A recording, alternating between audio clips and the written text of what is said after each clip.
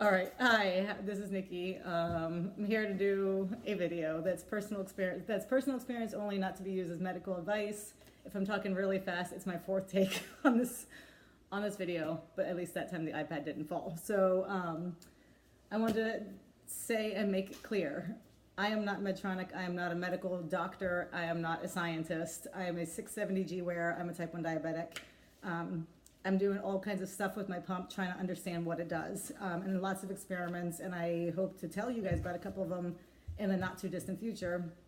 But I'm telling you guys these things because these videos are based on things I'm seeing my pump do. They are real things that I'm seeing my pump do, and I am a rule follower for the most part, so I'm not manipulating things. And I'm sharing them with you because there's interesting discussion going on in my Facebook group. And in other groups, kind of what some things we see in auto mode, what's behind them, whether or not we can control them, whether or not they're real, whether or not they're good. And a recent discussion in my group has to do with people receiving microboluses at very, very low blood sugars. So I don't know if anybody else has seen this. I will say that prior to last night, the only time I had seen it was maybe 2 or 3 times. Let's say 2 or 3 times that I had seen at a lower blood sugar. So let's say a 60 or somewhere in that range, nothing dangerous. But I would see a microbolus pop up. At the time, I had no reason to try to understand what it was doing. I just, at the time, I just figured it was auto doing auto's thing. Now that I'm no longer in auto, and now that I do a lot of trying to examine what it's doing, and especially following this conversation where 2 people in the group have received microboluses as large as 0.3 and 0.4 at blood sugars of 32 and 40, and a couple of them, some consecutive ones. When I saw a misplaced microbolus last night at 1:42 in the morning, I did decide that I would get up and calculate it and actually try to figure out what it was doing, or try to figure out why it was there.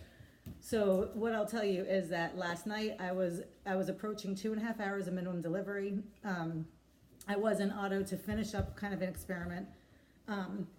Approaching 2.5 hours minimum delivery, my sensor glucose value was a 70. That's my SG. And when I woke up, I could tell my blood sugar was dropping. I did not feel like in any kind of danger. I just felt like I was going a little bit low. I confirmed with a finger stick that my blood sugar was a 64. I was debating whether or not to use a glucose tab or whether or not to let that minimum delivery, hold on one second, sweetie, okay. Whether or not to let the glucose tab, whether or not to let the minimum delivery just kind of take over and start a rebound. And during that deliberation, or sometime shortly thereafter, maybe I put my head down, I don't know.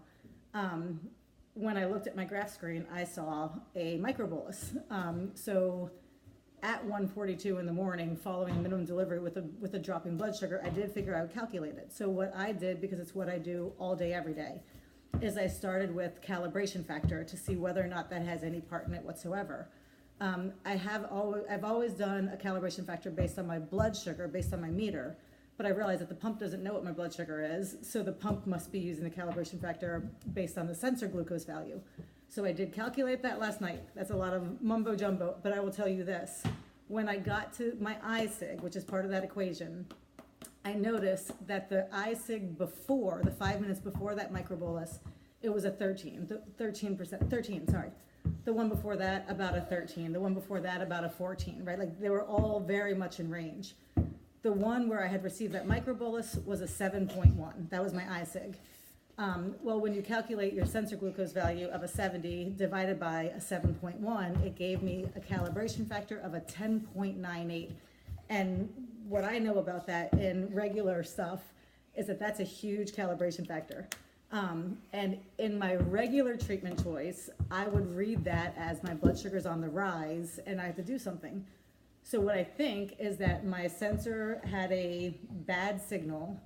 It gave it to my pump, it gave it to auto, and auto, based on that information, decided I needed 0.1 unit of insulin. It wasn't a real calibration factor, it wasn't a real ISIG. The next one returned back to a normal number. The next one went back to 13. My calibration factor dropped to 4.68, I believe.